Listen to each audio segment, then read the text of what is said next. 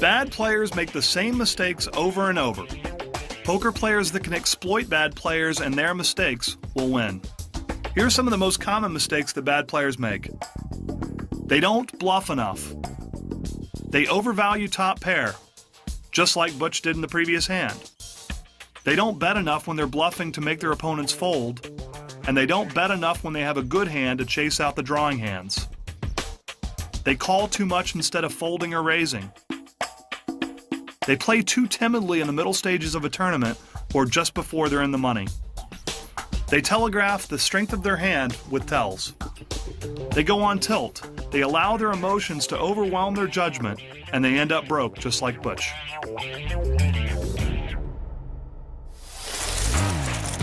Let's update the chip count. Butch went from chip leader to fourth place finisher in less time than it takes to spell T-I-L-T. Chris has taken the chip lead, but Bruce and I aren't far behind. Harmony's gonna need to win some pots soon, or the blinds are gonna eat her up. All right, we're back. 10 and 20,000 with a $3,000 ante. So much quieter now, for some reason. That's a Just class thinking crowd. It's up to Phil Gordon. Big slick again. Gotta play this hand, gotta come in for a raise. Raise it. He raises it to 100,000. I'm raising a little bit more than I usually would because I've been playing a lot of hands. I really want them to think that I'm trying to steal. I'm all in. Harmony Jensen moves all in. Figures. Even though Harmony has the shortest stack of the table now, she's definitely not in desperation mode. For her to raise all in, she's got to have a pretty strong hand. I call. Wow, it's called. Wow. Bruce called 290,000 out of position? He's got a great hand. Back to Philip Gordon. It's time to think. I've got to call just under 200,000 to win over 750,000. That's giving me pot odds of 3.5 to 1. That's not bad.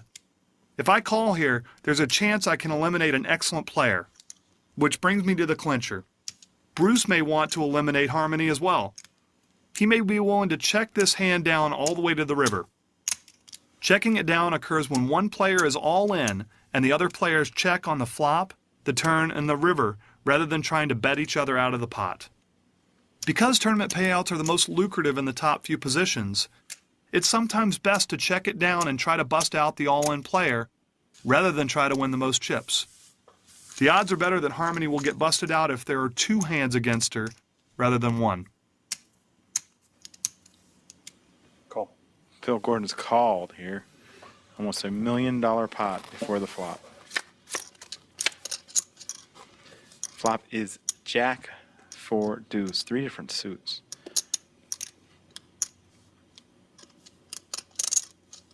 I check. Bruce checks it. All right, it looks like checking it down's a plan.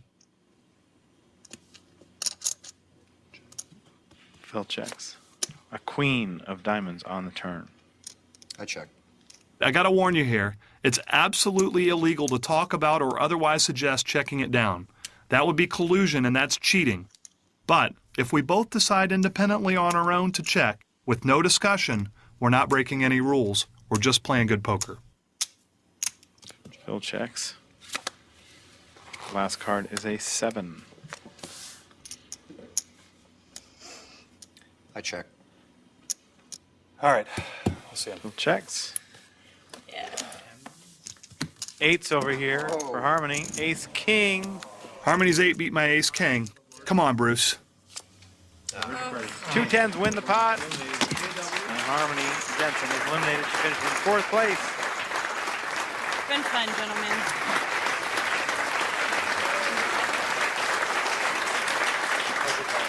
And Bruce wins the pot. He's the chip leader. By checking it down, Bruce and I eliminated an excellent player and guaranteed ourselves at least a 3rd place finish. We also just locked up another $85,000 in prize money. Sometimes in a tournament, it's worth losing the battle to win the war.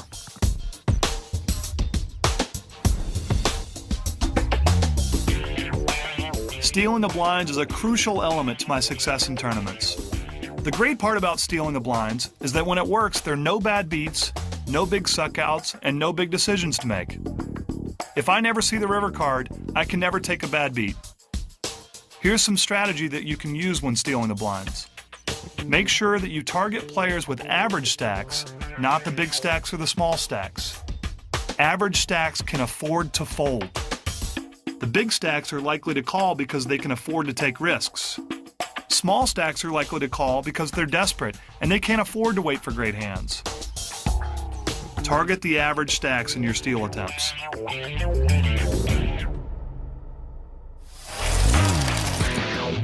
We're down to 3 players and I'm the short stack. It's time to switch gears, steal some blinds, and stay aggressive. All right, we are back with a $4,000 ante, 15 and 30,000. Bruce is the chip leader. His first act.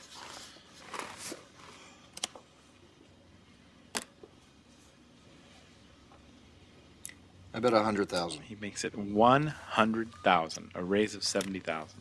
Here comes Bruce charging out of the gate. He's probably trying to steal the blinds, and even though I'm not happy about it, I think he's making a good play. Chris Ferguson passes. When I get down to shorthanded play, the value of pairs and high cards go way up. The value of drawing hands goes way down. I believe my pair of 9s is the best hand at the table right now. But if the flop comes with any cards higher than my medium pair, I'm going to be faced with very difficult decisions. I don't like to make difficult decisions, especially when I'm out of position. So, I'm going to be selectively aggressive and put an end to the decisions I have to make on this hand. I'm all in. Phil Gordon moves all in.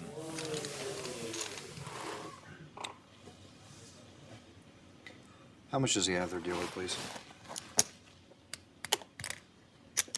It's 486 more. 486. 486,000 more. Remember the gap concept? You need a better hand to call a raise with than you do to raise with. It sure is nice to be on the raising side of the gap, isn't it? What's great about this all-in raise is that there's some hands that Bruce will have a good chance of winning with that'll actually fold. He might have ace-jack, ace-10, ace-queen, and fold because he fears being dominated. I fold. No call. You know, first I got to get rid of Jesus down there, and it's time for me to go fishing. Not even a tough guy like Bruce dares to cross the gap.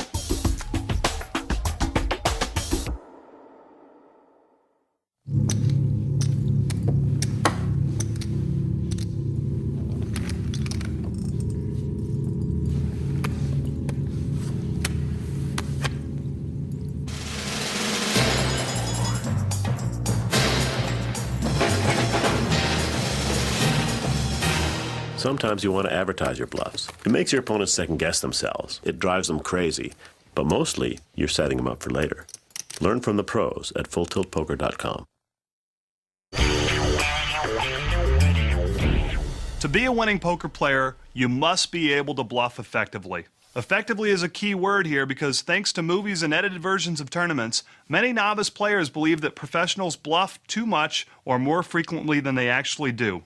The difference between the expert and the novice is that the expert is very selective about the table conditions when they consider bluffing. Here are some factors that I think about when deciding whether or not to bluff. My opponent believes that I'm playing tight. My opponent has a witness to bluff from me recently. My opponent's not likely to have a great hand or a great draw. My hand can't win without a bet. My opponent isn't anywhere near pot committed. And my opponent is likely to think that that last card helped me. Being able to bluff effectively is a part of selective aggression. Pick your spots carefully and then play them aggressively.